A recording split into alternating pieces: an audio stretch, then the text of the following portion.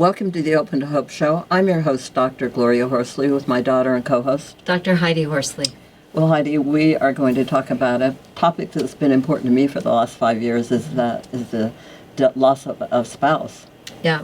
We're going to talk today about surviving the death of a spouse, something you know a lot about, Mom, because my father died in 2020, and you wrote a book called The Secrets of Senior Dating. Open to Love, The Secrets of Senior Dating. Wrote it with my now partner, Dr. Frank Powers. He's a psychologist also. We wrote it from a male and female point of view, and I learned a lot, and I think you'll learn a lot about online dating if you're interested in moving into that direction. But today may be a little early for you because we're going to talk about the ups and downs of losing a spouse, and we've got a great guest on. Absolutely. So the bottom line is, my father died, my mother was devastated. She didn't know who she was without my dad, and eventually she started dating again. Hence the book, right? But we are going to talk more about this and about what it's like to have a spouse die. Yes. And our guest today is someone that's been on our show before. Yes. He has walked the walk. He has talked the talk. Hello, Dr. Eric Brewer. Hello. Hi, Eric. So great to have see you on today. Yes. So Eric is the founder and senior pastor of Transformed Church Ministries. He is a COVID survivor and a widower. His doctoral dissertation was on healing hidden wounds, the resilience of Black men, and the impact of their spirituality upon their grief recovery. He founded and leads a national weekly support group for Black widowers. And he has this wonderful book. Absolutely, From Grief to Growth. Yes. Which I know you're really going to enjoy. It's got a lot of great ideas. It's a 31-day journey of healing and inspiration. So welcome, Eric. Thank you. Thank you for the invite.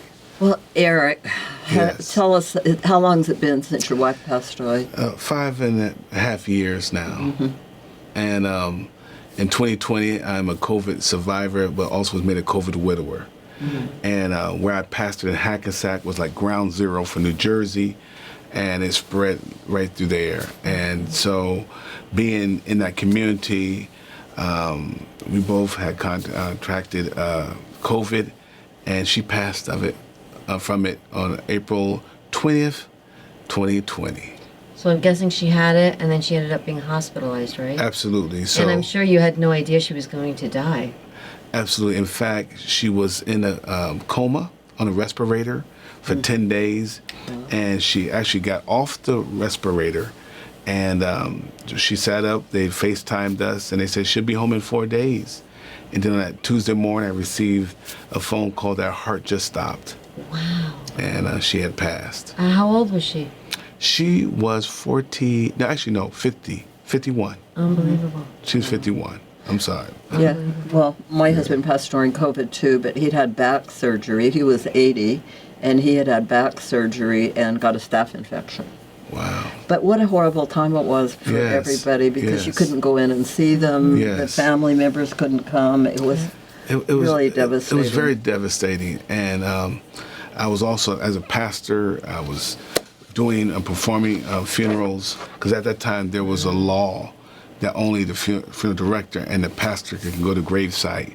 So I could not even have the traditional funeral. It was online, and they were so backlogged at the hospital with so many deaths that were not able to receive their body for 5 days and decomposing. So I was not able to have the proper closure that would normally have a funeral, a wake, and so forth. Yeah, we were So- lucky because I'm from a little town in Utah, and it was a green zone at that time, and we were actually able to go there and have a funeral. Yeah. Wow. The hard part for me, though, was when my father became really sick. I mean, he was hospitalized. We couldn't see him. And then I flew out to California. I was living in New York.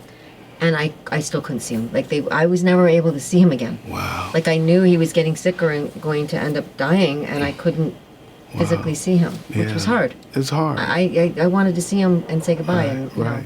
say I love him, at least.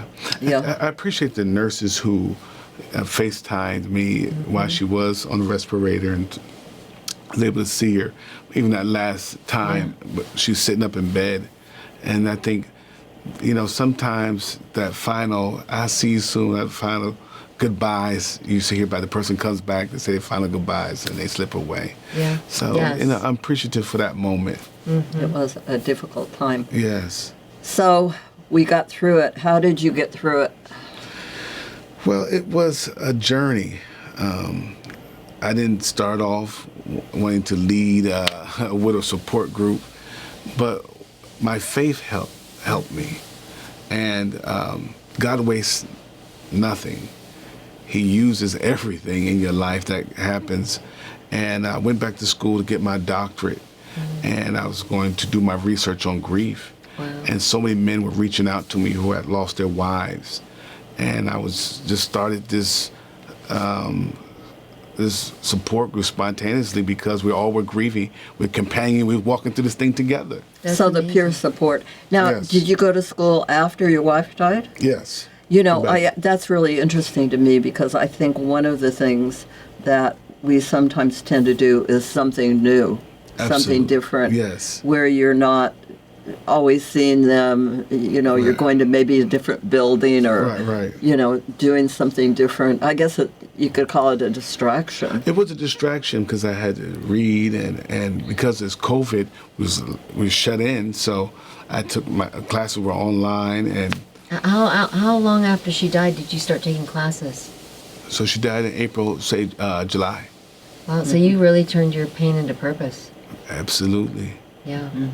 That's And I can't even take the credit. I just felt led to go back to school, and the support group evolved from me just helping others.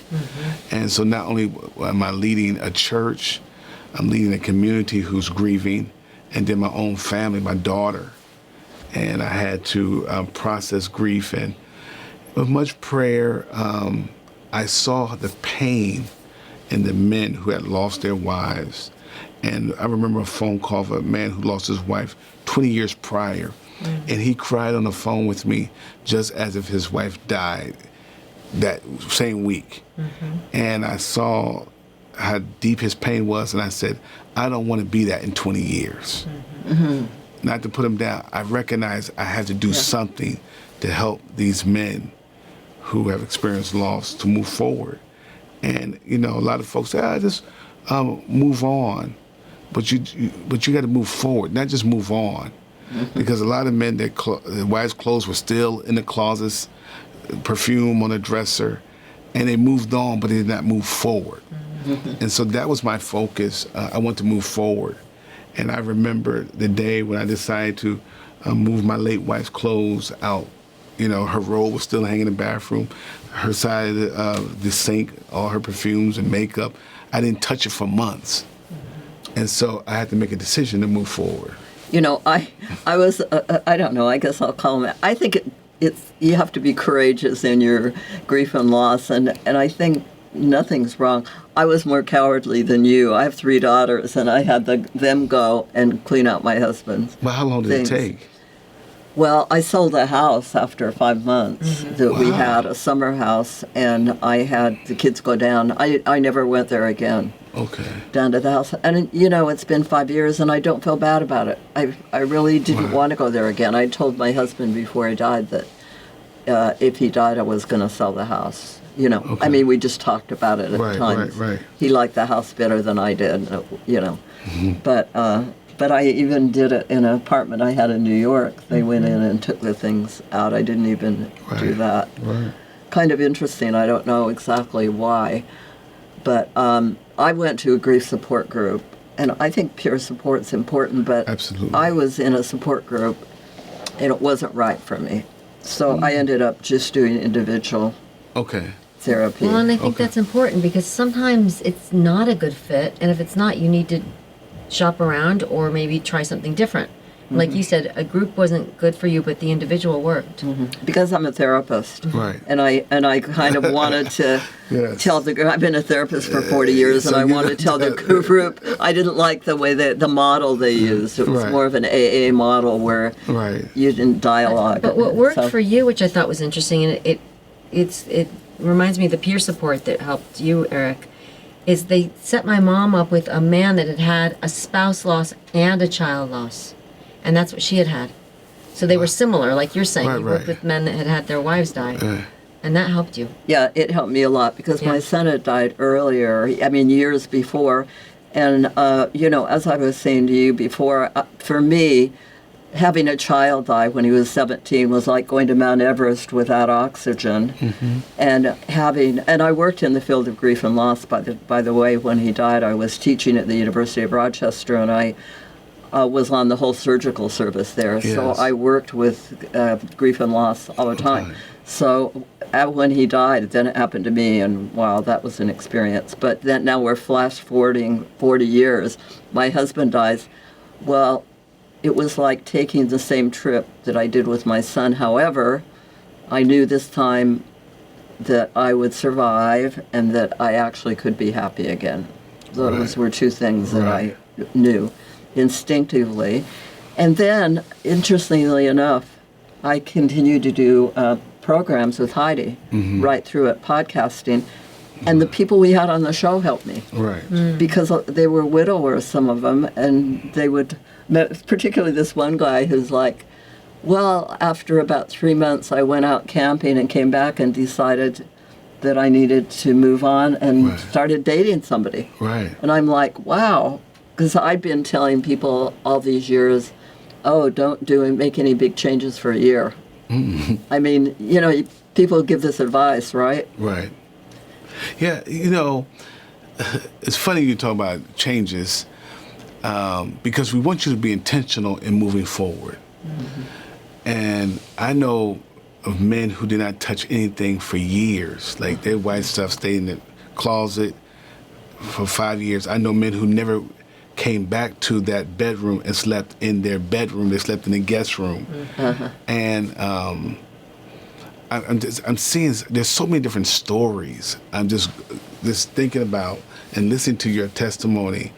And I remember we had a discussion about the guys who had time to say goodbyes to their spouse versus the ones who received a phone call like me and say your spouse is gone.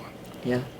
And the anticipatory grief of those who had months and weeks and years, they saw their spouse, slip away versus receive a phone call.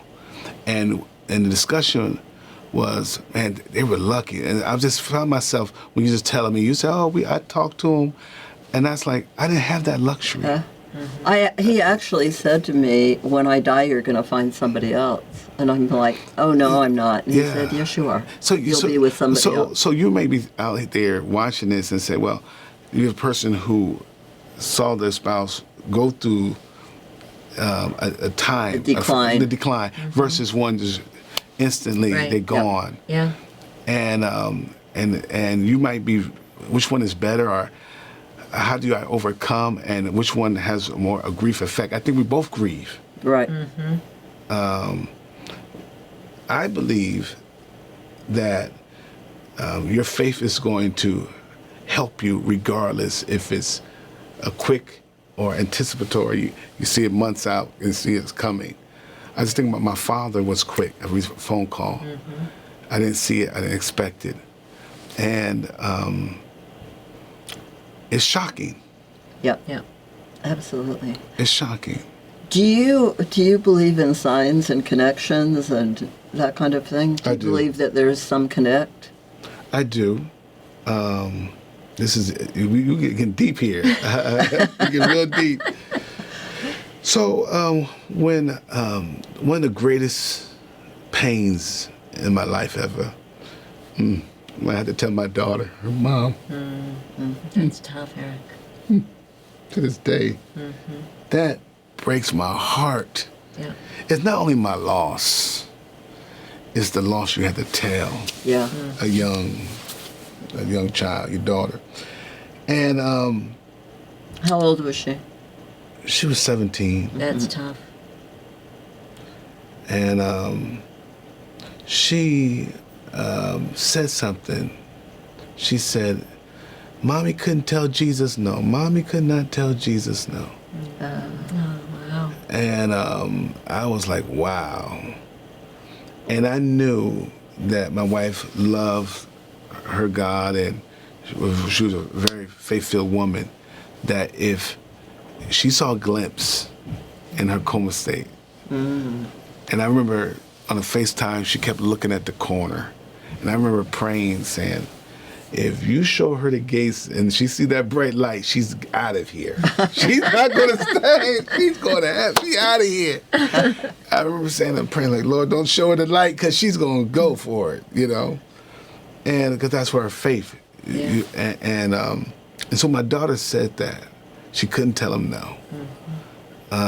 Then, like 2 or 3 weeks later, my daughter runs into my room. She said, Dad, I was just praying. And she said, it stops with me. It stops with me. And she's like, I pray, and the Lord said, it stops with you. Well, what you saying? Well, my late wife's grandmother died when her mother was 18. Her sister died when my wife's cousin was 18. Wow. And so actually my daughter was 18. I'm taking back. My daughter was 18. So you see a pattern in this family of daughters who lose their mother at the age of 18. Wow. And when my daughter said that, it stops with me. It stops with I me. like that she said that. I was like, wow. She said I was in prayer, and God said it stops with me. And now she has a daughter. Another thing that's talking about spouse law is crazy, talking about patterns and signs. So on my mother's side of the family, she had 9 siblings, 8 siblings, excuse me, it's 9 children. And they all the siblings that had boys had 2 boys. And this is crazy. And all of us who are the older male sibling, all of our wives died. Wow. Wow. That's A ironic. cousin, Tony, his wife died in a car accident. Another cousin, his wife died of cancer. All of us, it was just actually 3 sets, but all the firstborn male wives died prematurely. Well, I want to get to another thing. Both you and you are married. Yes. And I have a partner, Frank. And I want to talk about that a little bit, because now your wife, Tiffany, has breast cancer right now. Yes. And so you are taking care of her. Yes. And one of the things that I talk to people about when I'm dealing with widowhood and those kind of things, they're worried about having to be a nurse again. Women are particularly worried about it. And I wanted to know what you had. What are your thoughts on that? Wow. There's so many things I could say. Being a caregiver, it hit harder when we discovered that she had breast cancer because of what I've been through. Right. And even though we caught it early, it's stage 0, but it just didn't. I was dead. I probably cried for 2 weeks. And I said, not again. I can't go through this. And it was tough. From the surgery and stage 0, just mild medication and radiation, and to the point where, no, we found additional cancer. She's going to need radiation immediately, and we pray don't get in her lymph nodes. So second surgery. So with every news in this, it hit harder. Right. And it was triggering. So I had to decide, am I going to allow this to trigger me and me starts to pull back, because you naturally want to start protecting your heart, because I never want to relive that pain again. Right. And I had to talk to my therapist, and he assured me, because of what I was thinking and talking about, that I'm ahead of the game. I'm cautious because I didn't want anything to just side swipe me and just take me on. Right. So talking to someone helped me to deal, so I can be a caregiver and not be triggered and not get caught in this trauma trap Right. where I become numb. Yes, yes. Well, your wife is terrific. Tiffany is Yes. a rock star woman. She's Yes. been a judge. She's a lawyer. She's Yes. with the American Bar Association. Yes. What Yes. is the group she does there? So she is the chair of the section litigation, which is the largest section of the American Bar Association, over 30,000 lawyers and judges. And so she's leading them in this crusade with rule of law and just the training and wonderful people. So you can imagine her responsibility in this in our country, and just encouraging lawyers and judges to do what's right. Yeah. And I want to say to people, it's pretty wonderful being in another relationship. It is. Let's talk about love, about loving your first wife my and loving goodness. Tiffany. How does that work? So even when a person passes, as you know, you don't stop loving that person. Right. And you love that person, but the reality is they're no longer here. And grief is the last act of love for a person that has passed. Just as a parent who has more than one child, you don't stop loving the first child when the second child is born. You love them differently. You love them based upon their uniqueness, their personality. And I was determined to be able to be at a place of healing and wholeness, to love again. I went on this personal journey, being able to take off my wedding band, my old wedding band, because I know a lot of times when you lose your spouse, you wear that wedding band for months and years. Yeah, for years and years. I know. For me, it was 60 days. And when did you meet Tiffany? And I guess I would also want to know with both of you, if I've lost a spouse, when is it time to date? When is it too soon? I think when your heart will let you know. I like that. Your heart will let you know. And Well, sometimes it sneaks up on you too, because I met this Yeah. guy in a golf support group. He was actually in the group that I didn't want to be in, and he said he golfed, one guy and 6 women, and I said, well, during COVID, I said, well, you can come and play at my club, because he was saying it was hard to get time at his club. We started golfing every day, and we ended up in a relationship. Okay. So it kind of can sneak up on you too. Absolutely. And for me, with prayer, and my daughter says, Dad, I want to go to law school. I said, no, just judge someone, Judge Tiffany. And my daughter talks to Tiffany first. Wow. And she says, Dad, she come back and say, after talking to Tiffany, she's a nice woman. And I said, okay. So How I called, far out was this? well, Tiffany was at the time a professor in California at Pepperdine. So this was January in 2021. So we're talking from April to January, and I called Tiffany on January 27th, and we talked 9 hours. Wow. So your daughter kind of introduced you. I mean, you knew her, but your daughter said, "Hey, she's Yeah. really nice, Dad." Yeah. So what's deep is, so when I called her, she said, "You don't remember me? You took me on a date 30 years ago." What? And I was like, "No, I didn't." And she's like, "Yes, you did." And she thought it was normal because, of course, I was married for 21 years, and I remember something in college. But after my freshman year in college, we went on a date, and I never called her back. Wow. And because I remember she went to Rutgers, I was at Morehouse. I didn't want a long distance relationship. Nice woman. Yeah.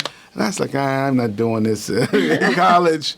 And so it was so funny. We grew up in the same church together. And I forgot I knew her. And we met several years, we went on a date. And so when we caught up 9 hours later, God said, "This is your wife." Wow. And I was like, okay. And she checked every box. And we started talking and dating. And we ended up getting married 9 months later. Huh. So you couldn't find love again. Yep. And I think 30 years. And she said, "What happened if you'd have called me back?" 30 years later. So 30 years later, yes. And I love that your daughter Yes. feels good about it. Yeah, at first it was tight. It was kind of Yeah. rough, but now they're friends. Yeah, talk about it first, because it is rough. But the reality is my late wife's family was very toxic. to my daughter Okay. and me moving forward, because everyone grieves at different speeds. Right. And as a pastor and as a person of faith, I could not have the luxury of just dating. So I was very serious about who I bring into my space, who I introduce to my daughter. And some people may have thought I moved too soon. But I was the one that was laying in an empty bed in an empty house. And I was processing and leading the support group. So I had to deal with this grief. And I was. And I had therapists. And, of course, being in ministry, I had several therapists calling me and people checking on me. So I had to really process grief and deal with my journey, probably on the express train faster than most people because of my position. If not, I would be bleeding upon people. I would be hindered by my pain. My mom can relate to this because I think people thought she moved too fast. Yes. But like she said, I mean, she's like, he's not coming back. I mean, you know, I need to still. She said I still have life to live. Absolutely. And I can love many people. And she said I loved being married. I loved having someone in my life. Right. I loved being with a partner. Right. Absolutely. I want to find another partner. This is a positive thing. Absolutely. But she had some pushback from her daughters. Absolutely. We were like, I can Mom, imagine we're that. like, Mom, it's too fast. It's too fast. She's like, why is there this big? Why do I need to keep waiting? Right. I'm lonely. And the older you get, you know what you want. Yes. She did. So, yeah. So when you're young, you marry for you think you know what you want, but also when you're older, you know what you need. Yeah, exactly. So you know, when you're young, you say, "This is what I want." But now, at our age, you know what you Yeah, what you need. absolutely, absolutely. And when you meet somebody that fulfills that, and you can get together, and they know what they Absolutely. need. And I have to Yeah. say, we were wrong. The daughters. She was right because she's so happy and engaged in her life. She's not just Absolutely. sitting I'm glad in you her brought. grief forever. You know? I'm glad you brought that up because a lot of the statistics say a lot of spouses, and as they get older in age, when the spouse passes, if they don't find a reason to live on, they will pass they on. die too. Well, they're showing that men can die a couple of years. Now, months, 6 months. After 2 years or something. I don't know what it is. Crazy statistic. Well, we're going to have to continue this conversation Yes. another day. And love to your beloved Tiffany. Yes, She's so yes. fabulous. Yes. And thank you for being on this show today. Absolutely. This was wonderful. This is wonderful, and I love that you've both shown us all that you can find love after loss and you Absolutely. can find hope after loss. Absolutely. And thanks everybody for watching this show today. And Heidi and I always want to remind you that if you've lost hope, please lean on ours until you find your own. And God bless.